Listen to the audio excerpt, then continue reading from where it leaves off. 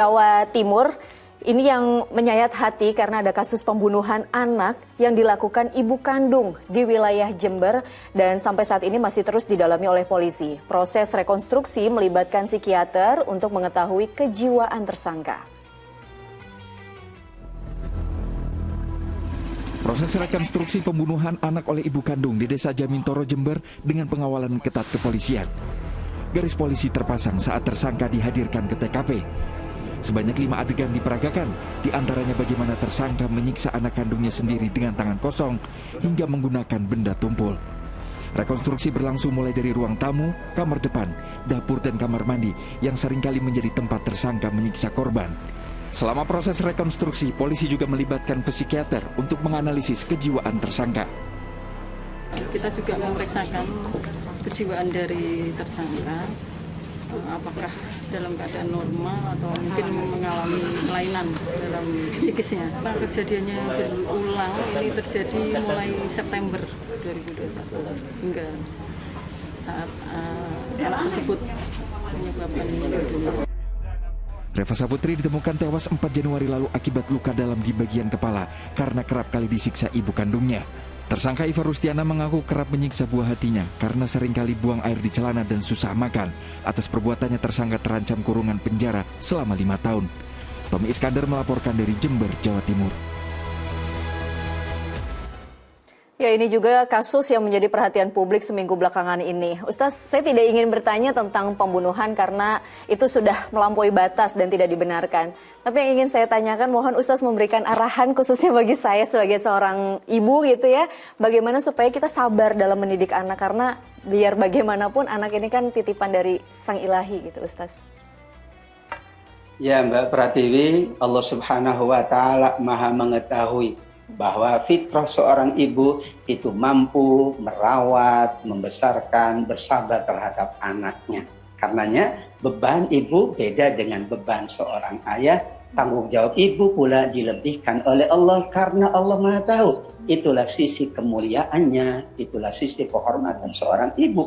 Betapa Nabi SAW sampai menyebutkan surga itu di telapak kaki ibu. Kalau betul-betul ia tulus menjalankan tugasnya sebagai seorang ibu yang Allah muliakan, yang Nabi muliakan, maka seluruh tangisnya, peluhnya, letihnya, seluruh kesulitannya itu adalah merupakan pundi-pundi pahala, pintu-pintu surga, kata para ulama. Dan sebaliknya pula, kalau seorang ibu tidak menyadari fitrahnya sebagai seorang ibu yang Allah tetapkan mampu, kuat, tangguh, bersabar, menjalankan tugasnya dengan baik, maka dikhawatirkan ia lepas daripada surga Allah, ia tidak mendapatkan pahala yang berlimpah di sisi Allah. Karenanya kata Nabi SAW, al-ummu madrasah. Kalau dikatakan kaum ibu adalah sekolah, maka identik dalam sekolah itu adalah seluruh sarana prasarana kebaikan anak kita. Ada contoh yang baik dari ibu, ada keikhlasan ibu, ada kesabaran ibu, ada kesungguhan seorang ibu dalam merawat, mendidik, membesarkan, memenuhi semua haknya.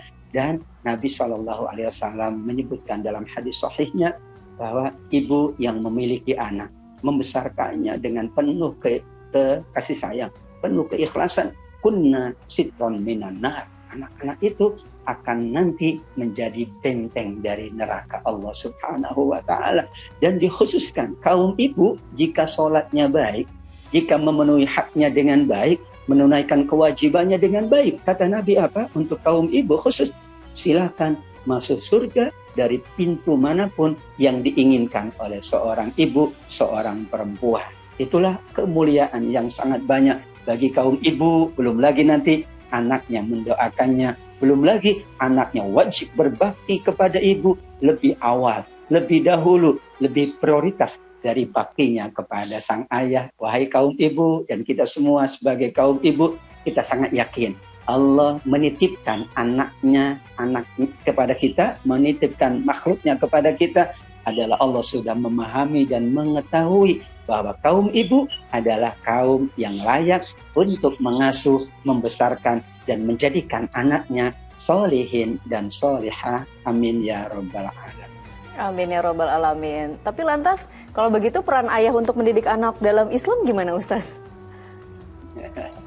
Tentu masing-masing ada tugas dan kewajibannya. Ibarat kita juga di berbagai dimensi. Di sekolah pun ada kaum bapak, para guru, ada kaum ibu. Demikian juga di dalam rumah. Bahasa Al-Qur'annya adalah wa'ashiruhunna bil ma'ruf. Ada pola pembagian tugas. Ada pola pengasuhan yang baik. Umumnya Al-Qur'an menyebut kaum bapak atau para ayah bertanggung jawab pada konteks nafkah.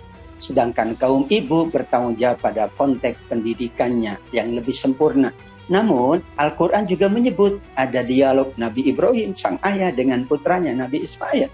Berarti ada juga peran ayah di dalam rumah. Manakala ibunya atau istrinya sedang dalam keadaan sulit, sedang ada tugas, maka ayah bisa mengambil posisi sebagai ibu. Demikian juga ketika ibu sendiri, ayahnya atau suaminya sedang bekerja, berarti tanggung jawab itu kepada sang ibu. Semuanya dapat diselesaikan dengan komunikasi dan masing-masing ketika mengambil peran yang besar di dalam rumah tangga, pahala mengalir. Sang ayah mengambil perannya dalam rumah tangga, pahala mengalir. Sang ibu mengambil perannya, tanggung jawabnya yang besar dalam rumahnya, maka pahala mengalir. Tidak saling gontok-gontongkan. Ini tugasmu, ini tugasmu. Tidak. Semuanya anak adalah tugas bersama.